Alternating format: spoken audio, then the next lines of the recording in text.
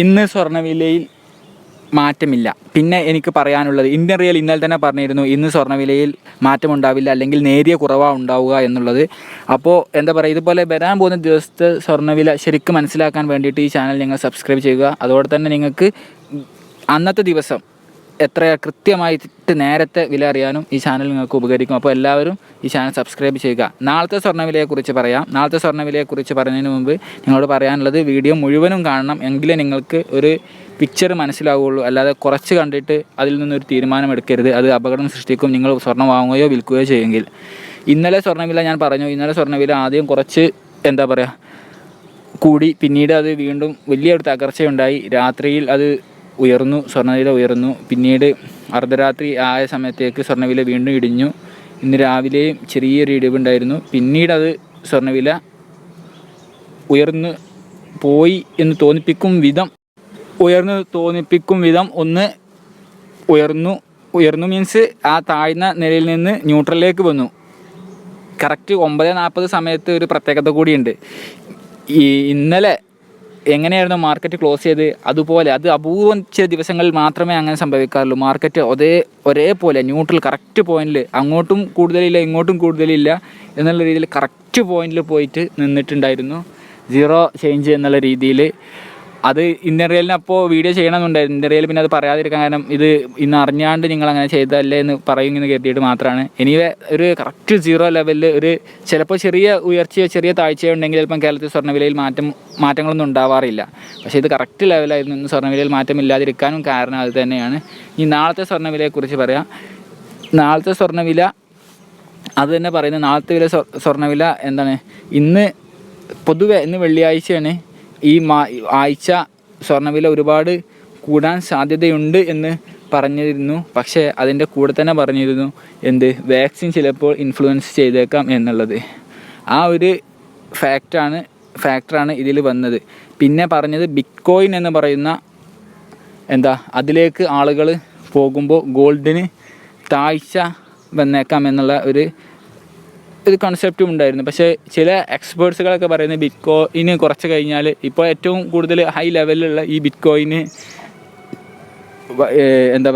തകർന്ന് തരിപ്പണമായിട്ട് സീറോ വാല്യൂയിലേക്ക് വരെ എത്തും എന്നുള്ള ഒരു എക്സ്പേർട്ടൊക്കെ ഇപ്പോൾ തന്നെ അഭിപ്രായം പറഞ്ഞിട്ടുണ്ട്. അതൊക്കെ നമ്മൾ മനസ്സിലാക്കേണ്ട കാര്യം എന്താണെന്ന് വെച്ച് കഴിഞ്ഞാൽ, ഇവരൊക്കെയാണ് ഇപ്പോൾ ഗോൾഡിൻ്റെ വിലയെ ഇങ്ങനെ പിടിച്ചു നിർത്തുന്ന ഓരോ ഫാക്ടറികൾ. അതൊക്കെ പൊട്ടിപ്പോവും എന്നാണ് ഉദ്ദേശിക്കുന്നത്.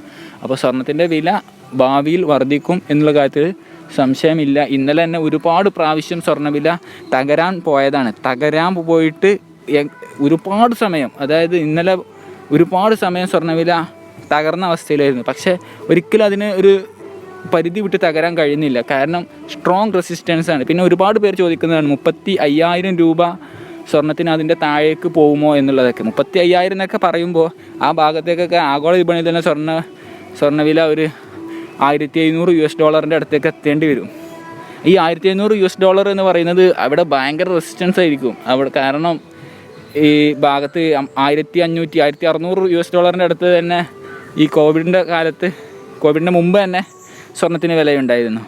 അപ്പോൾ കോവിഡ് ഉണ്ടാക്കിയ ഒരു ക്രൈസിസ് ആൾറെഡി ഇവിടെ ഉണ്ട്, അതിൻ്റെ ഇമ്പാക്റ്റ്. അപ്പോൾ ഈ 35-ൻ്റെ താഴോട്ട് പോകുക എന്നൊക്കെ പറഞ്ഞു കഴിഞ്ഞാൽ അവിടെ സ്ട്രോങ് റെസിസ്റ്റൻസ് ആയിരിക്കും. വേഗം അവിടെ നിന്ന് ഉയർന്ന് പൊന്തി പോവും, അല്ലെങ്കിൽ അവിടെ തന്നെ നിൽക്കും. കാരണം ആ ഒരു റെസിസ്റ്റൻസ് ആഗോള വിപണികളിൽ ഉണ്ടാവും. കാരണം ലോകത്തിൻ്റെ എല്ലാ ഭാഗത്തും മൂല്യമുള്ള ഒരു സാധനം തന്നെയാണ് ഈ സ്വർണ്ണം. ആയതുകൊണ്ട് തന്നെ കറൻസി ഫുള്ള് അതിൻ്റെ ബേസിലാണ് ഉള്ളത് എന്ന് നിലയ്ക്ക് എല്ലാ സെൻട്രൽ ബാങ്കുകളും അവരുടെ അസറ്റായി പരിഗണിക്കുന്നത്. റഷ്യ ആയാലും ഓരോ രാജ്യത്തിൻ്റെയും ഒരു പ്രോപ്പർട്ടി അല്ലെങ്കിൽ പവർ എന്ന് പറയുന്നത് സ്വർണ്ണം എത്രമാത്രം അവരുടെ ബാങ്കുകളിൽ ഉണ്ട് എന്നുള്ള, അല്ലെങ്കിൽ ആ രാജ്യത്തിൽ എത്രമാത്രം ആ സ്വത്തുണ്ട് എന്നുള്ളതിനെ ബേസ് ചെയ്ത് കണ്ടാണ് നിൽക്കുന്നത്. അപ്പോൾ ആ സ്വർണ്ണത്തിന് ഒരിക്കലും കഴിയില്ല. തകർന്നു കഴിഞ്ഞാൽ പിന്നെ ഫുൾ സിസ്റ്റം മൊത്തം ഡാമേജ് ആയിട്ട് മാറും. അതുകൊണ്ട് ആർക്കും സംശയം വേണ്ട, ഒരു പരിധി വിട്ട് ഒരിക്കലും താഴ്ന്നു പോവില്ല.